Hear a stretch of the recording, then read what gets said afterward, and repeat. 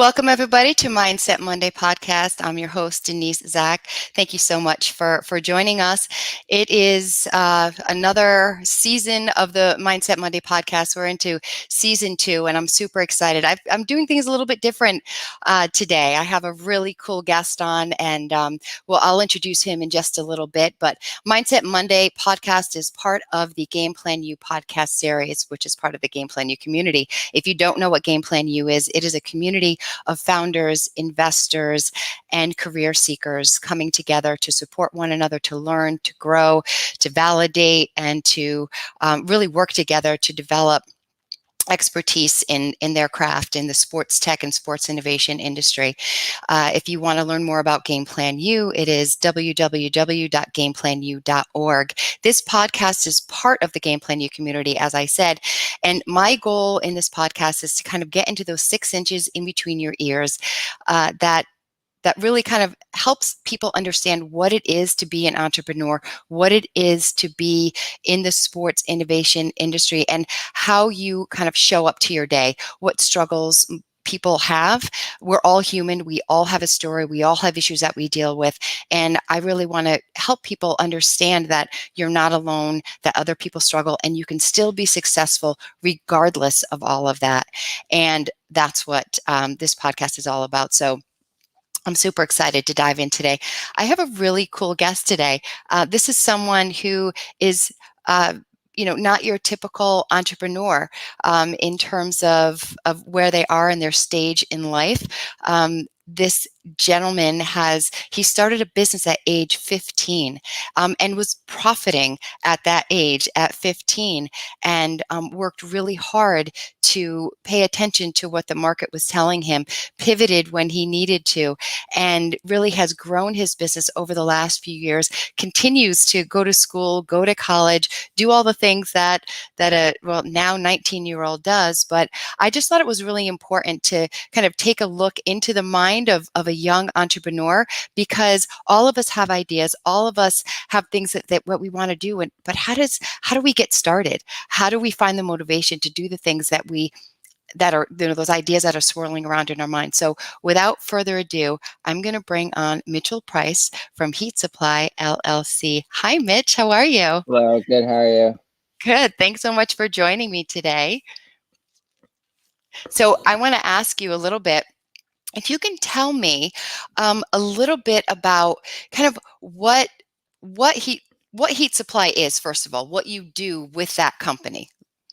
Yeah, so I started Heat Supply when I was about 15 years old in freshman year of high school, and I basically resell like limited edition sneakers. So a lot of sneakers that are selling out, and I'll sell a lot of Nike shoes, Kanye West, Jordans, and just on the resale market because they're selling out so fast that they fetch such a high premium on eBay and a lot of other marketplaces. So that's what I've been doing for the past 4 years.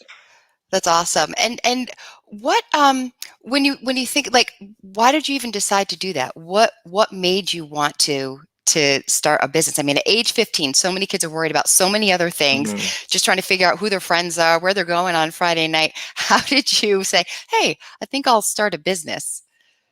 I feel like I would always like look at YouTube and just like look at ways like kids are making money. Like I remember I was watching all these things about kids selling candy and stuff, and then um like I just wanted to like do something. Like I felt like I needed it would make me like more happy if I had like almost like an identity and something that I loved and like wanted to work towards every single day. And I loved shoes, I love sneakers, and it honestly sounded like a no-brainer. I mean, it Yeah. wasn't like in the beginning, of course, it was really, really tough. Like I remember there was times I literally wanted to just stop because I thought like it's gonna be a waste of time and the money wasn't like there in the beginning, of course, and Yeah. I was just starting out and struggling. But I mean, I always had a money mindset. Like my parents will tell you that. And it was I felt like it was a good opportunity. Yeah, so let's dive in a little bit. You said that there were times where you just wanted to give up. How do you at 15 years old know, first of all, know what next steps to take, number one? Like, how did you figure that out? But two, how did you not give up? Like, what was going on inside your head that prevented you from just throwing the towel in and saying, this is too hard? I feel like, well, one thing my dad told me when I started my business is you don't need to do something different. You can do something that someone else is doing and do it better and do it just as well as them. Because if you see them being successful and them making money, why can't you do the same thing and emulate it? It's a no-brainer. Yeah. I feel like in the beginning, like it was just tough because I didn't know the market that well. I was new, of course, and I mean, I didn't have like a big impact in the community. I didn't have all these people that like are knowledgeable and I was friends with at the time. So, I mean, I was really just trying to figure it out. Like I was literally buying shoes on eBay and selling them back on eBay and making like 10, $20, but it introduced me to the market and all this other stuff. So Yeah. definitely, yeah. That's awesome. And it hasn't been smooth sailing the entire time. I mean, it's never easy to run a business. It's never easy to just Hmm. start one thing and stick with it and have it just be perfect. You've had to pivot along the way. So can you talk a little bit about how you've pivoted and what made you decide to pivot when you did? Yeah. So, I mean, I've literally, that's like every single year something's changing. Now it feels like the way things are going right now, like every month something's changing. But when I started, these like limited edition sneakers that I'm referring to were like selling out. Selling out time was like 1 to 2 minutes. And Yeah. like if I got all my buddies to try to buy them too, like I was getting a lot of pairs. There's no problem. And then as it picked up, more people were on it. It became so saturated that everyone was doing it and everything became raffle based and it was just a Mm, pain and it wasn't a reliable income because I couldn't rely on each release getting 20 pairs making 100 or $50 per release.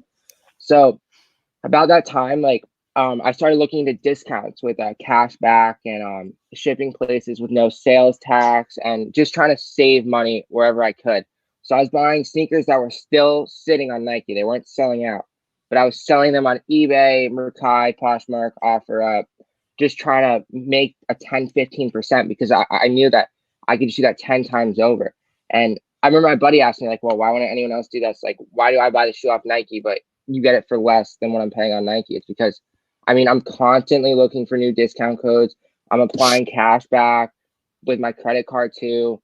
And I'm going to school in Rhode Island right now. And Rhode Island, there's no sales tax on shoes. So that saves me an extra 7% right there. And it totally opens up what I'm allowed to do. yeah. That's awesome. So you're thinking on so many different levels. You're finding creative ways to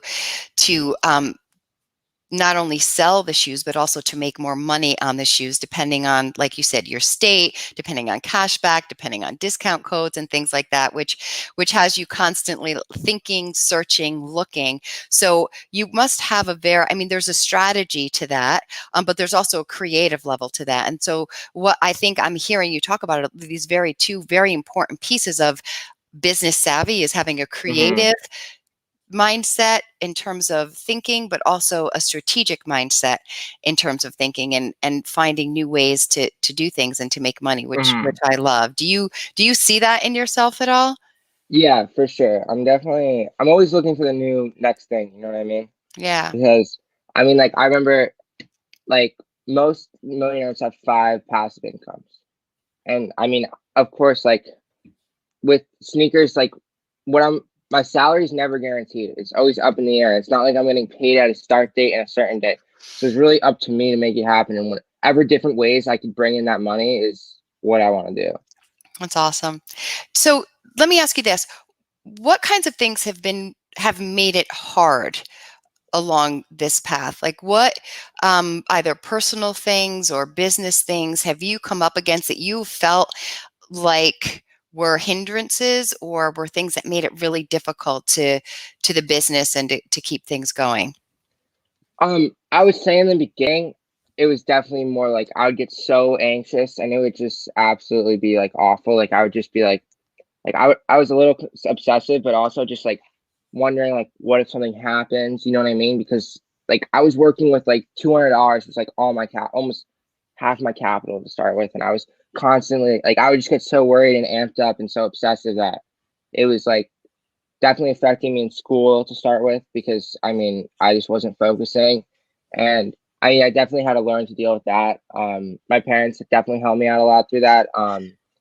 And then I would say, you know, also like as I got older, junior, senior year, and especially in college right now, freshman year, like I realized that I really do have to make sacrifices. Like when kids are going out like Tuesday, Wednesday night, like I'm literally here in the library on my computer, either catching up on schoolwork or I'm at my storage unit here just trying to get stuff done because I know that if I want to make this happen, then I'm not going to be able to do what everyone else is doing because if I would everyone be doing if I was doing if they had all that time on their hands, you know what I mean? Like I got to cut out some stuff. Like sometimes on the weekends I'm going home, like you know what I mean? Of course I'd rather be here with my friends, but at the end of the day, like this is what I want to do, and I know I'm gonna have to make those sacrifices.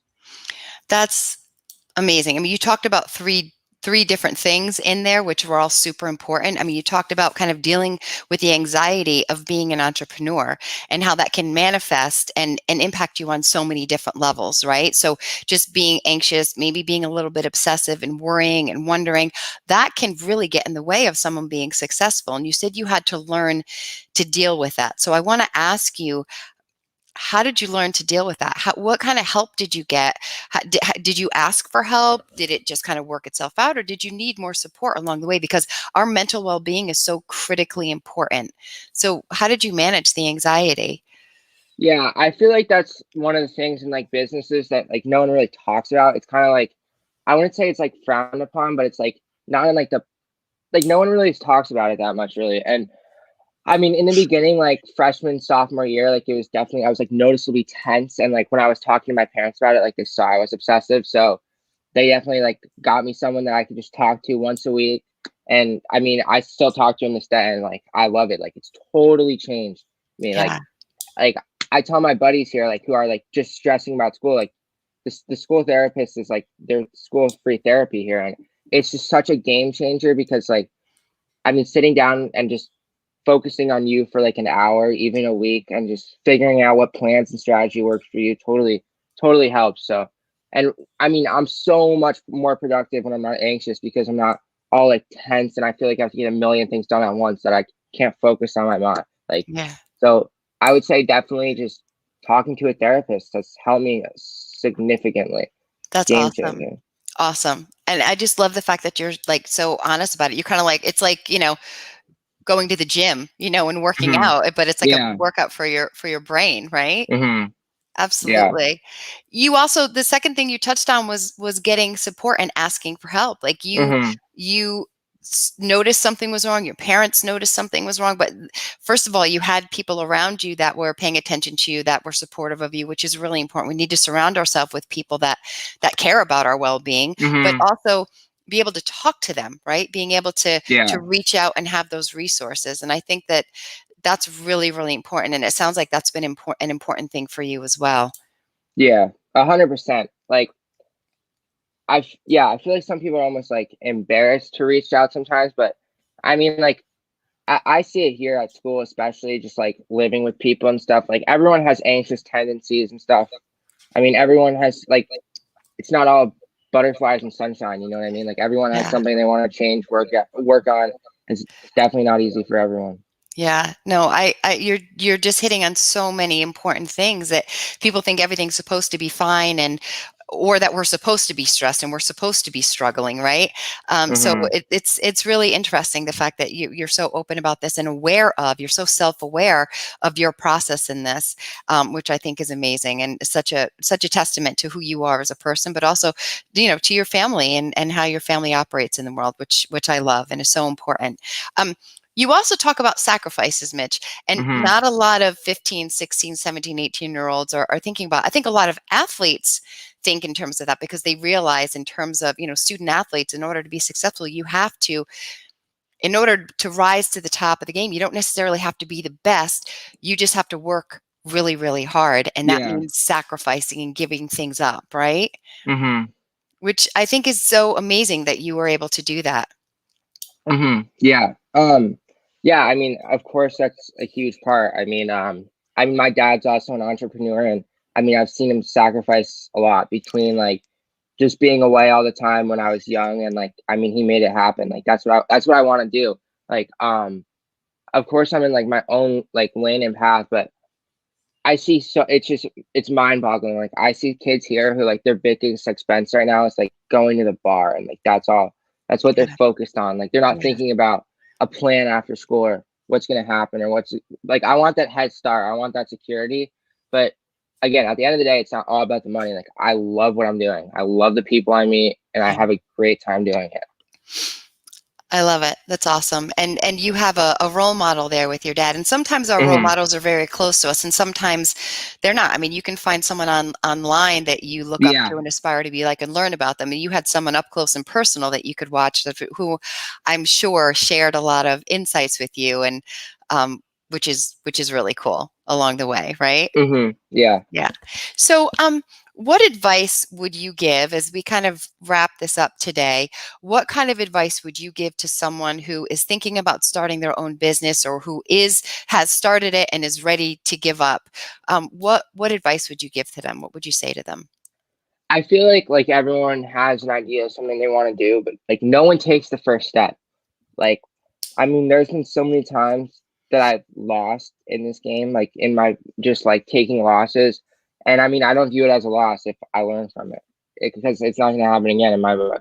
But I feel like if you can just take that first step, because everyone's always like, oh, well, I need to do this, you need to be perfect. Like, nothing has to be perfect when you start it. Like, of course, like you just gotta, if you can physically start it and go from there. I mean, that's the biggest step, right? Because Yep. yeah, that's most of it. I love it. I think that's so cool. And you talk about again, kind of learning from your failures and not giving up. That that sometimes things have to happen that are negative because that's how you learn what not to do the next time, right? Yeah, Yeah, I love it. 100%. So, Mitch, I can't wait to see what you do down the road. I think that you're an amazing young man. I think that your business is, your business savvy is amazing. This is how people can learn more about Heat Supply. Right, this is your Yeah, Instagram handle. If they want to connect with you, they can find you on LinkedIn. Right, this is where to get in yeah, touch with you. Awesome. Awesome, awesome. And yeah. if anybody has questions for me, you can reach me at denise@gameplanu.org. You can also reach me on LinkedIn here. I'd be happy to answer any questions that you have. I want to thank Mitch again for being here. I want to thank you for your time, for your insights, for your just willingness to be honest and to share your story. I know people who are who will watch this down the road will learn from your energy and just from your great spirit as an entrepreneur. So I want to thank you again for being here. Have a great day. Thank And you so much. I really appreciate it. you're welcome. Take Okay. care. Thank All you. right. Bye. All right. Bye-bye.